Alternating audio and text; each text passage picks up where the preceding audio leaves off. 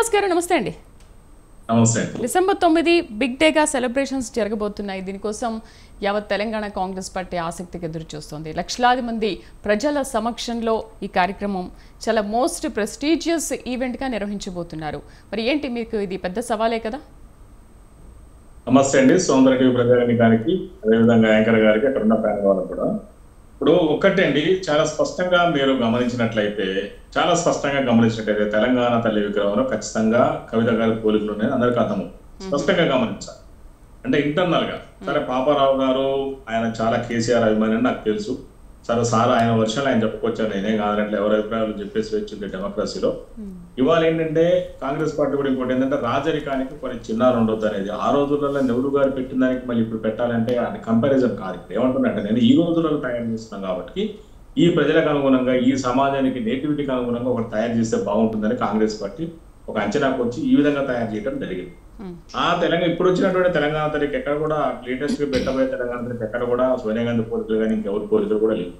అంటే తెలంగాణ సమాజం యొక్క బడుగు బలైన వర్గాల యొక్క ఆశలు ఆకాంక్షలు ఉట్టిపడేలాగా ఒక విగ్రహం ఉండాలి తప్ప ఒక రాజరిక పోగొడలాగా ఉండదు అనేది కాంగ్రెస్ పార్టీ తన ఉద్దేశం. ఎస్పెషల్లీ అలా కూడా కవిత పోలికలు ఉన్నాయి కాబట్టి అట్లాంటి మనం ఎంటర్టైన్మెంట్ చేయొద్దు.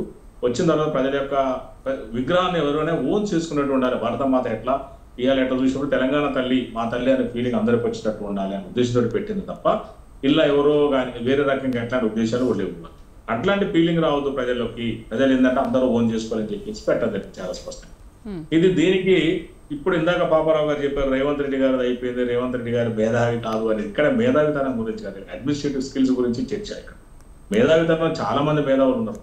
మేధావులు ఉండడం అనేది ఏంటంటే ఈ మేధావులు ఈ సమాజానికి సూచనలు సలహాలు ఇస్తే ఖచ్చితంగా ఈ ప్రభుత్వం ఇప్పుడైనా స్వీకరించుంది. నిన్న కూడా చాలా స్పష్టంగా రేవంత్ రెడ్డి గారు ఏం చెప్పారంటే కేసీఆర్ గారు మీరు రండి, అసెంబ్లీకి రండి, మీ సూచనలు సలహాలు ఇవ్వండి, ఖచ్చితంగా మీ గవర్నమెంట్ ఇస్తాము, మీ సలహాలు స్వీకరిస్తామని చాలా స్పష్టంగా చెప్తున్నారు. ఇలా పాపారావు గారు లాంటి మేధావులు కూడా సలహాలు సూచనలు ఇవ్వచ్చు, ఎవరైనా ఇవ్వచ్చు. ఈ తెలంగాణ పౌరులు కాదు మన భారతదేశంలో కూడా ఇస్తే ఏదైనా తెలంగాణ సమాజానికి ఉపయోగపడితే ఖచ్చితంగా తీసుకోవడానికి కాంగ్రెస్ పార్టీ ప్రభుత్వం ఇప్పుడు సిద్ధంగానే ఉంది. ఇక్కడ మేము ఎవరిని కాదని లేదు. ఇలా కేసీఆర్ లాగా రాజరిక పోగొడలు పోయి నేను చేసిందే చట్టం, నేను చెప్పిందే న్యాయ ఉద్దేశం ఇక్కడ ఎక్కడా లేదు. ఇక్కడ కేసీఆర్ గారు ఆయన బయటకు ఏం చెప్పినా ఆయన చేసేది మొత్తం దొరతనం రాజరికమే కదా. పాపారావు గారు దాన్ని వేరే రకంగా ఇంటర్ప్రిటేషన్ చేశారు కానీ ఆయన చేసిందంతా అదే కదండి. ఇలా 10 సంవత్సరాల పాటు గడిల పాన దొరల పాన లాగా చేశాడు కదా. ఇలా 1 year నుంచి ఎప్పుడు అసెంబ్లీకి రావడానికి ఇష్టపడట్లేదు.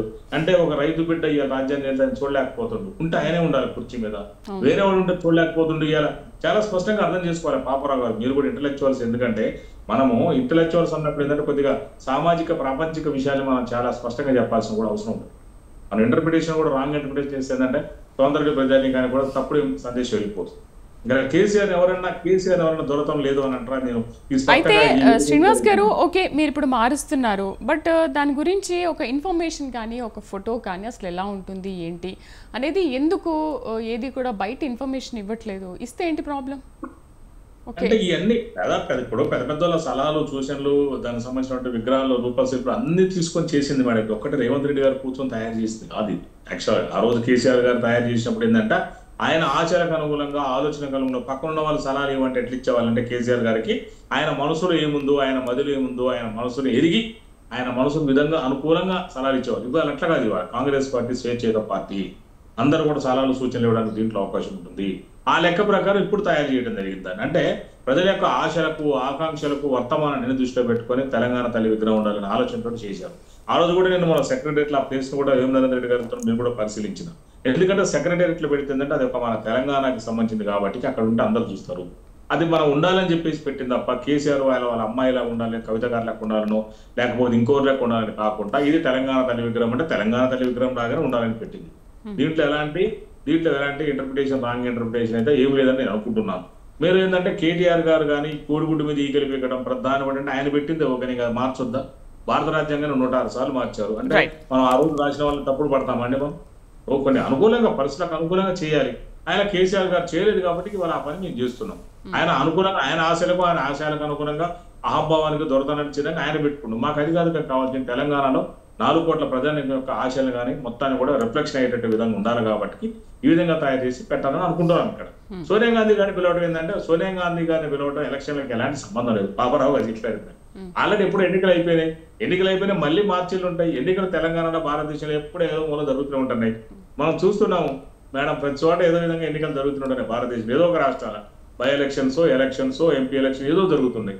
దానికి దీనికి ఏం సంబంధం? ఇది ఎప్పుడో సోనియా గాంధీ గారు వస్తారని ఎప్పుడో డిసైడ్ అయింది 9వ తారీఖు రావాలి. కానీ మీరు చాలా ఈవెంట్స్ చేశారు, చాలా విగ్రహావిష్కరణలో లేకపోతే ఏదైనా కార్యక్రమాలు చేస్తున్నారు, ప్రారంభోత్సవాలు చేస్తున్నారు. అయినప్పటికీ కూడా ఇంతవరకు రాహుల్ గాంధీ కానీ సోనియా గాంధీ కానీ అటెండ్ అయిన దాఖలాలు ఇంతవరకు కనిపించలేదు. మరి ఈ కార్యక్రమానికన్నా అటెండ్ అవుతున్నారా? ఎందుకంటే ఆ రోజు ఆవిడ పుట్టినరోజు కూడా.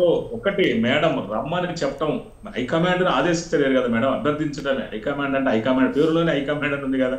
మనం చెప్పినప్పుడు ఎందుకు రమ్మని వాళ్ళని ఆహ్వానిస్తాం, వాళ్ళు ఏం చెప్తారు రమ్మని ఆహ్వానిస్తాం. అదే అంతేగాని హైకమాండ్ ని డిక్టేట్ చేసేది కేసీఆర్ లాగా ప్రాంతీయ పార్టీ కాదు కదా, జాతీయ పార్టీ. ఇది ఒక సిస్టమ్ నడుస్తుంది. సొంత రాజ్యం కాదు ఇక్కడ. అందరి మీద అందరు అంటే ప్రజలకు అనుకూలంగా ఒక ఎంతో మంది సలహాలు సూచనల మేరకు కాంగ్రెస్ పార్టీ తప్ప ఎవరు ఒకరు కేసీఆర్. ఇప్పుడు చూడండి ఎంతసేపటికి మనం ఎన్నిసార్లు మాట్లాడుకున్నా తెలంగాణ అంటే టీఆర్ఎస్ అంటే ఎంతసేపటి కేసీఆర్ కుటుంబమే. బొమ్మెర రామూర్తి అని ఎంతో కష్టపడ్డాడు, మధుర నుంచి ఎమ్మెల్యే అయిందా, పోనీ ఆయన తర్వాత ఏమైనా ఇచ్చారా? మరి ఆయన నాకు చిన్నప్పటి తెలుసు, మా ఖమ్మం ఆయన మధుర నియోజకవర్గం, మాది పాలేరు నియోజకవర్గం. అట్లా చాలా మంది తెలంగాణ కోసం కష్టపడ్డోళ్ళు ఉండాలా. అలా ఎవరికి పుణ్యం దక్కింది, ఎవరికి పదవులు దక్కింది, ఎవరికి పైసలు దక్కింది అందరూ తెలిసి 10 ఏళ్లలో.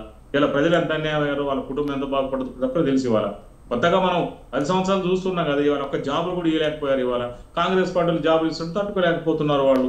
దాన్ని డైవర్షన్ పాలిటిక్స్ లో భాగంగా మళ్ళీ ఇటు తిప్పటం, దీన్ని ఇటు తీసుకొచ్చేసి. సరే ఇప్పుడు అంతేనా రీజన్? అంతేనా లేకపోతే ఆల్రెడీ రేవంత్ సర్కార్ పైన హైకమాండ్ చాలా గుర్రుగా ఉంది, అపాయింట్మెంట్ ఇప్పటికి ఎన్నిసార్లు 28 సార్లు తిరిగినా కూడా, ఇంకొక 30 సార్లు తిరిగినా కూడా అపాయింట్మెంట్ ఇవ్వరు అన్నట్టు కేటీఆర్ అన్నట్టు దాన్ని ఏమైనా బేస్ చేసుకుని రావట్లేదు? చాలా స్పష్టంగా నేను ప్రజానికాన్ని తెలియజేస్తున్నా.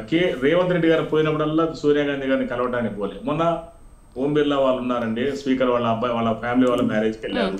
ఒకసారి ఒక్కొక్క పని మీద తిరుగుతున్నారు, వీలుంటే కలుస్తారు, అంతేగాని అట్లా ఉండదు కదండి.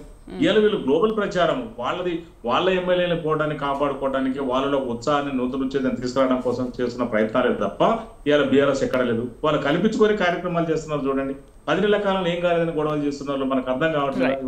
వాళ్ళు అరెస్ట్ చేయి చెప్పి సురుకుతా ఉంటున్నారు. కౌశిక్ రెడ్డి దగ్గర అరెస్ట్ చేసి ప్రజల్లో పబ్లిసిటీ తెచ్చుకోవాలి, పాపులారిటీ తెచ్చుకోవాలనే ప్రయత్నాలు తప్ప వేరే ఏం లేదు. ఇవాళ చాలా స్పష్టంగా అర్థమవుతున్నాయి మనకి ఇవన్నీ కూడా.